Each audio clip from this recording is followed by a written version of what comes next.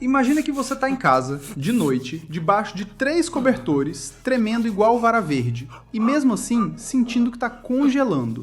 Seu corpo está pegando fogo por dentro, sua cabeça está latejando, e a única coisa que você quer é enfiar um ibuprofeno goela abaixo e fingir que nada está acontecendo.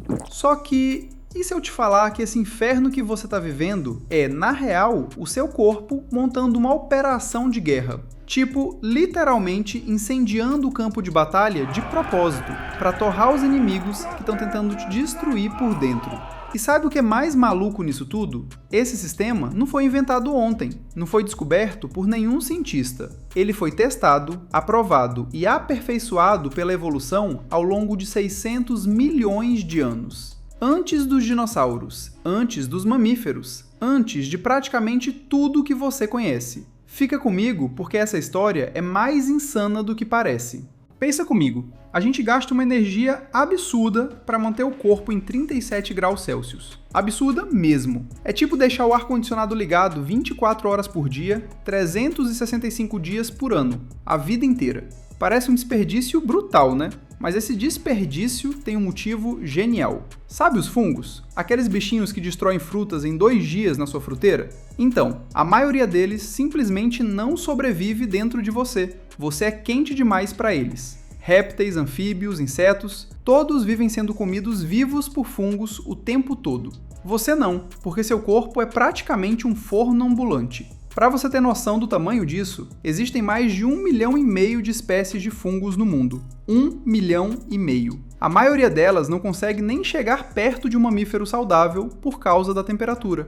Sabe aquela doença de sapo que está acabando com populações inteiras de anfíbios ao redor do mundo? Quitridiomicosis, um fungo, matando rãs, salamandras e sapos porque eles são frios demais para se defender. Você está protegido só por existir e ser quente. Mas tem uma contrapartida, porque os poucos patógenos que conseguiram evoluir para sobreviver nessa faixa de temperatura, 36, 37 graus, viraram especialistas em te atacar. Bactérias, vírus, alguns parasitas. Eles se adaptaram a você especificamente. E aí o seu corpo precisou de um plano B. É aí que a febre entra como a jogada mais inteligente da evolução. Pensa na febre assim, seu corpo detecta que tem invasor dentro, bactéria, vírus, o que for.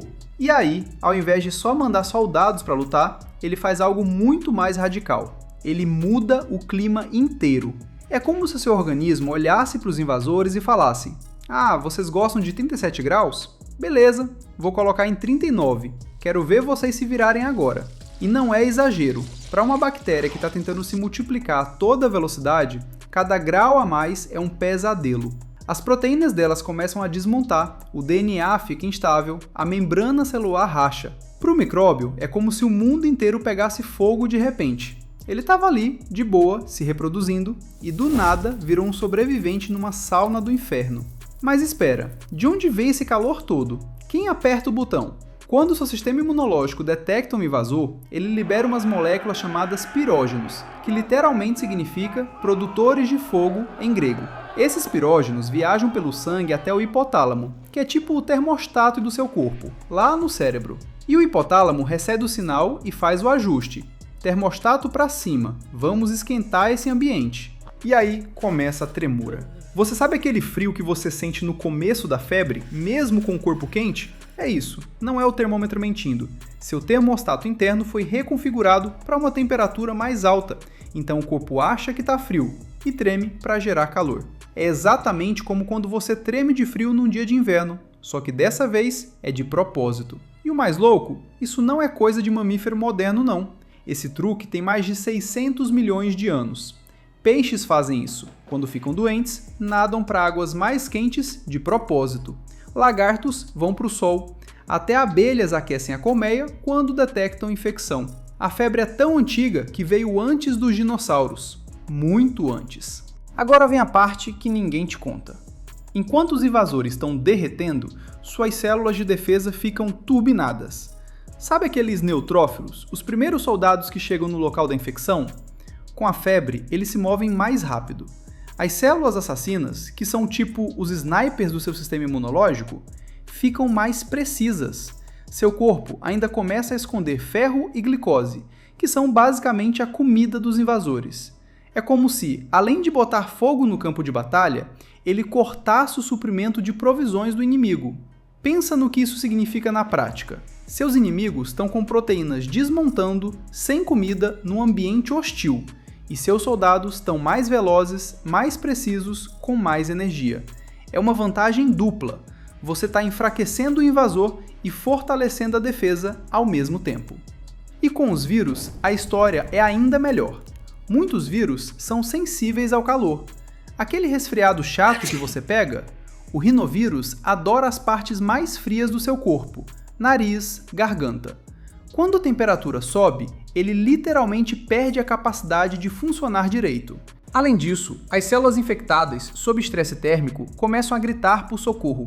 Elas produzem as proteínas especiais, tipo sinalizadores de emergência, que basicamente dizem: "Ei, eu tô comprometida, me destrói logo antes que o vírus se espalhe". E é exatamente isso que acontece. Suas células de defesa chegam e eliminam a célula infectada junto com o vírus dentro dela. Sacrifício estratégico. É quase como aquelas cenas de guerra em que um soldado pede um bombardeio na própria posição para eliminar o inimigo que tomou conta.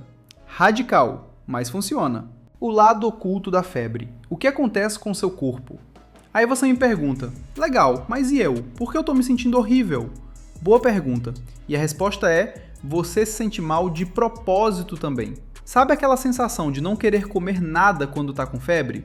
Não é fraqueza, é estratégia. Seu corpo está reduzindo a disponibilidade de nutrientes no sangue, especialmente ferro e glicose, porque esses são os nutrientes que as bactérias mais precisam para se reproduzir. Você literalmente entra em modo de vou passar fome junto com o inimigo, mas eu aguento mais. A dor no corpo, a moleza, a vontade de não se mexer, também é proposital. Seu organismo está forçando você a ficar parado para poder redirecionar toda a energia disponível para o sistema imunológico. Cada vez que você se levanta, caminha, faz qualquer coisa física, você está desviando energia que poderia estar sendo usada para combater a infecção. A sonolência, mesma coisa. Durante o sono, seu sistema imunológico trabalha mais eficientemente. Seu corpo sabe disso, então ele te deixa com sono de propósito. No fundo, todos aqueles sintomas que a gente odeia, a fraqueza, a falta de apetite, o desânimo, são o seu corpo pedindo para você largar tudo e deixar ele trabalhar em paz.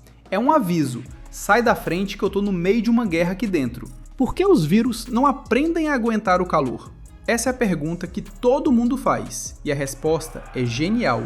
Alguns até tentam ao longo das gerações. Mas aí surge um problema. Se um vírus se adapta para aguentar 39, 40 graus dentro de você, quando ele pula para a próxima pessoa saudável, a 37 graus, ele está desregulado.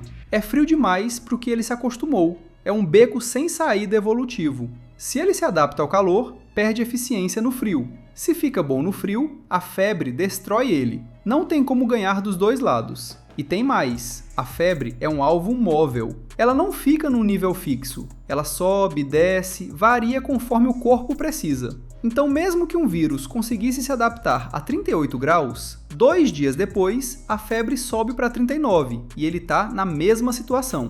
Alguns vírus, tipo sarampo, resolvem isso na velocidade. Infectam tão rápido que já fizeram estrago antes da febre subir. Mas a maioria não tem essa sorte. A febre chega antes ou junto e faz o trabalho. É uma corrida armamentista que o seu sistema imunológico vem vencendo faz 600 milhões de anos. Os patógenos evoluem, o seu corpo também, e a febre continua sendo uma das armas mais eficientes que a natureza já criou. Então eu não deveria tomar remédio?